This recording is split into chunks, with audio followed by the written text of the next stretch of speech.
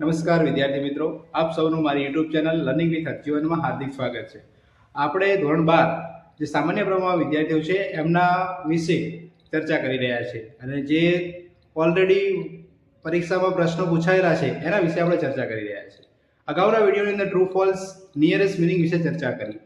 હવે વાત કરવાની છે આપણે ફંક્શનની. ફંક્શન આપણે ટોટલ 12 માર્ક્સમાં પૂછાય છે. એમાં સેક્શન એ ની અંદર કુલ 7 માર્ક્સમાં, જ્યારે સેક્શન ડી માં 5 માર્ક્સમાં પૂછાતા હોય છે. એમાં આજે જોવાના છે આઈડેન્ટિફાઈ ફંક્શન, જે વર્ષ 2022 થી વર્ષ 2025 દરમિયાન પૂછાયેલા છે. તો શરૂઆત કરીએ આઈડેન્ટિફાઈ ફંક્શન 2022 થી. વર્ષ 2022 ની અંદર આઈડેન્ટિફાઈ ફંક્શનમાં 3 ફંક્શન પૂછાય છે, જેના આપણને પહેલા સેન્ટેન્સ આવે, ઉપર ફંક્શનના નામ આપેલા હોય છે, નીચે સેન્ટેન્સ આપેલા હોય છે. અહીંયા આપેલું છે conditional sentence, expressing alternative choice, talking about people, place, things, relation to something. આવું એક ફંક્શન છે, નામ આપેલા છે. તો આપણને ખ્યાલ છે કે કોઈ પણ ફંક્શનને આપણે જો યાદ રાખવું હોય તો એના કીવર્ડ્સ આવડતા હોવા જોઈએ, તો જ આપણે આ ફંક્શનના માર્ક્સ મેળવી શકતા હોઈએ છીએ. પહેલું સેન્ટેન્સ આપ્યું છે કે that child demanded the same toy as his friend had. બાળકે એવા રમકડાની માંગણી કરી જેવું એના મિત્ર પાસે હતું એમ. તો અહીંયા આપણને કીવર્ડ્સ જો આપણને આવડતા હોય તો અહીંયા the same અને as આ જે કીવર્ડ છે એ talking about people, place, relation to something ના છે. તો અહીંયા ફંક્શનનું નામ આવશે talking about people, place, relation to something. બીજો સેન્ટેન્સ છે if you want to be a healthy. જો તમારે તંદુરસ્ત રહેવું હોય તો you will have to follow healthy diet instruction. તો તમારે સ્વાસ્થ્યની જે ખોરાકની સૂચનાઓ છે એનું તમારે પાલન કરવું જોઈએ અથવા એને તમારે અનુસરવું જોઈએ. તો અહીંયા તમે કીવર્ડ્સ તમને આપ્યો છે if, અને if અને અનલેસ આવે તો એ આપણું ફંક્શન કન્ડિશન બને છે. તો અહીંયા આપ્યું છે કન્ડિશનલ સેન્ટેન્સ. તો આ વાક્ય કન્ડિશનલ સેન્ટેન્સ છે. Number 3, today student are not allowed to go on playground. આજે બાળકોને મેદાનમાં જવાની મનાઈ છે. they can go either to the library or to the music room. કાં તો એ અત્યારે લાઇબ્રેરીમાં જઈ શકશે અથવા મ્યુઝિક રૂમમાં જઈ શકશે. તો તમે જોઈ શકો છો કે અહીંયા એના કીવર્ડ્સ આપ્યા છે either or, અને either or અને neither nor આવે તો આ ફંક્શન આપણું અલ્ટરનેટિવ ચોઇસ બને છે. તો અહીંયા આપ્યું છે આપણને અલ્ટરનેટિવ ચોઇસ એટલે એક્સપ્રેસિંગ અલ્ટરનેટિવ ચોઇસ. તો આપણને જો કીવર્ડ્સ આવડતા હોય તો આપણું ફંક્શનનું સેન્ટેન્સ છે જે રાઈટ બને. જોઈએ આગળ વર્ષ 2023 માં પૂછાયેલા ફંક્શનના નામ આપેલા છે expressing choice, expressing suggestion, showing contrast અને એક્સપ્રેસિંગ રિઝલ્ટ. પ્રથમ સેન્ટેન્સ જોઈએ. Mona would rather like a Gujarati thali than a Punjabi dish. મોનાને ગુજરાતી થાળી પસંદ છે કોના કરતા? પંજાબી ડિશ કરતા. તો અહીંયા તમને જે કીવર્ડ્સ આપ્યું છે વુડ રાધર અને ધેન, તો વુડ રાધર ધેન હોય ત્યારે એ આપણું ફંક્શન છે એ એક્સપ્રેસિંગ ચોઇસ બનતું હોય છે. તો એક્સપ્રેસિંગ ચોઇસ અહીંયા પ્રથમ નંબરમાં આવશે, એક્સપ્રેસિંગ ચોઇસ. બીજા નંબરનું સેન્ટેન્સ છે in spite of my advice. મારી સલાહ હોવા છતાં, તો તેમ છતાંય he started a risky job. એને રિસ્કી જોબ ચાલુ કરી. તો તમે અહીંયા જોઈ શકો છો કે આપણને આપ્યું છે ઇન સ્પાઇટ ઓફ. તો in spite of function A contrast દર્શાવે છે અને કોન્ટ્રાસ્ટ તમને અહીંયા આપ્યું છે. તો અહીંયા જે છે બીજા નંબરની અંદર કોન્ટ્રાસ્ટ ફંક્શન આવશે. Number 3, you should take a day's leave and take rest at home. એને આપણે સલાહ આપવાની છે કે એક દિવસની રજા લઈ લેશે કાં તો એ ઘરે આરામ કરશે. તો તમને અહીંયા કીવર્ડ આપ્યું છે should.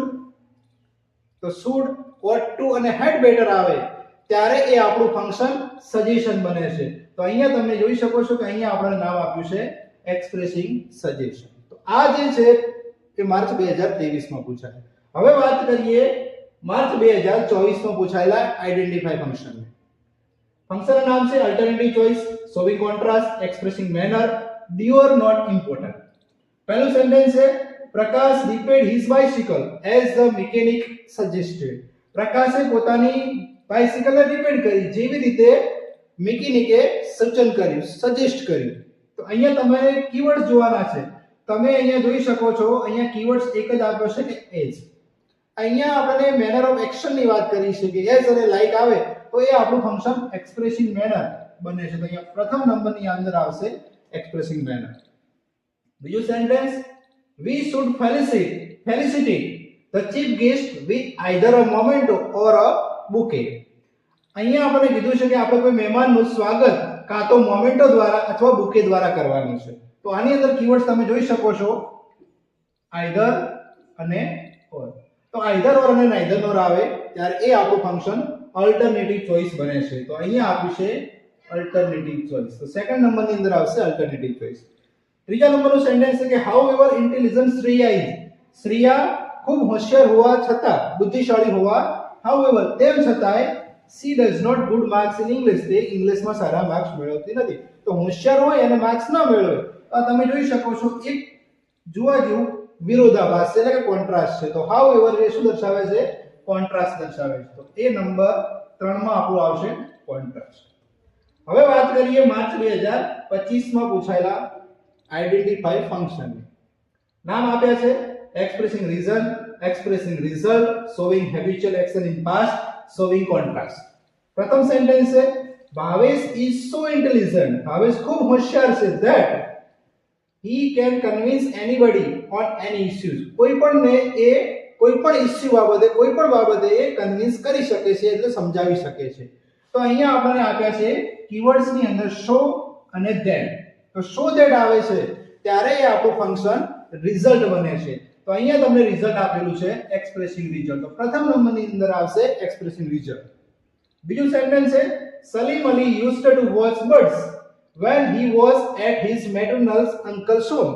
જ્યારે સલીમ અલી પોતાના મામાના ઘરે હોય છે ત્યારે તે પક્ષીઓ જોવે છે, પક્ષીઓ જોતો હતો. તો અહીંયા તમે જોઈ શકો છો અહીંયા કીવર્ડ્સ આપ્યો છે આપણને used to. અને used to આવે ત્યારે એ ફંક્શન આપણું હેબિચ્યુઅલ એક્શન ઇન પાસ્ટ બને છે. તો સેકન્ડ નંબરની અંદર આપણું ફંક્શન બનશે habitual action in past. Third number છે all the trains have been cancelled today because of heavy rain. આજે બધી ટ્રેનો છે જે કેન્સલ થઈ છે. કોના કારણે? because of heavy rain. ભારે વરસાદના કારણે. તો because of આવે અથવા owing to આવે અથવા due to આવે તો એ ફંક્શન આપણું રીઝન બને છે. તો ત્રીજા નંબરના સેન્ટેન્સની અંદર ફંક્શન છે રીઝન. આ જે વાત કરી આપણે માર્ચ 2022 થી 25 દરમિયાન પૂછાયેલા. હવે વાત કરીએ સેમ્પલ પેપર 2024-25 ના. તો એમાં ફંક્શનનું નામ છે expressing choice, expressing result, talking about thing in relation to something અને એક્સપ્રેસિંગ સજેશન. પ્રથમ સેન્ટેન્સ આપ્યું છે Shraddha acts to fearfully to oppose anyone. Shraddha છે નિર્ભય રીતે એક્ટ કરે છે, ભજવે છે, જેનાથી જે પરિણામે તે કોઈને ઓપોઝ, કોઈનો વિરોધ કરી શકે છે. તો અહીંયા તમે જોઈ શકો છો કે આપણે જે કીવર્ડ્સ આપ્યા છે એ ટુ આપ્યું છે અને too enough to show that such that આવે છે ત્યારે એ ફંક્શન આપણું રિઝલ્ટ બને છે. તો અહીંયા પ્રથમ નંબરના સેન્ટેન્સની અંદર રિઝલ્ટ ફંક્શન આવે છે. બીજું આપ્યું છે Harsh follow the same strategies as his friend has suggested. જે હર્ષ છે એ એના મિત્રએ જે વ્યૂહરચના સ્ટ્રેટેજીસ અપનાવી અથવા સજેસ્ટ કરી એને જ એ ફોલો કરે છે. તો અહીંયા તમે જોઈ શકો છો કે અહીંયા ધ સેમ એજ આ ફંક્શનની અંદર આપણે આગળ પણ પૂછાયેલું છે. તો આની અંદર આવશે talking about people, place, relation to something. ત્રીજા નંબરનું સેન્ટેન્સ જોઈએ કે I would rather listen to old Hindi song than watch a Hindi movie. મને સાંભળવા વધારે ગમે છે હિન્દી સોંગ કોના કરતા? કે હિન્દી મૂવી જોવા કરતા. તો અહીંયા તમે જોઈ શકો છો કે આનો કીવર્ડ છે વુડ રાધર ધેન. અને વુડ રાધર ધેન આવે ત્યારે એ આપણું ફંક્શન છે એ એક્સપ્રેસિંગ ચોઇસ બને છે. તો મિત્રો આવા જ ફંક્શન બોર્ડની એક્ઝામમાં પૂછાતા હોય છે અને જે આઈડેન્ટિફાઈ તરીકે પૂછાતા હોય છે. અને ફંક્શનને ઓળખવા માટે આપણી પાસે એના જે કીવર્ડ છે એ આપણને આવડતા હોવા જોઈએ, તો જ એ આપણું ફંક્શન એ રાઈટ બને છે. તો અહીંયા આપણે અભ્યાસ કર્યો આઈડેન્ટિફાઈ ફંક્શનનો. જો તમને અમારો વિડીયો ગમે તો લાઈક કરજો, શેર કરજો, કોમેન્ટ કરજો. Thank you.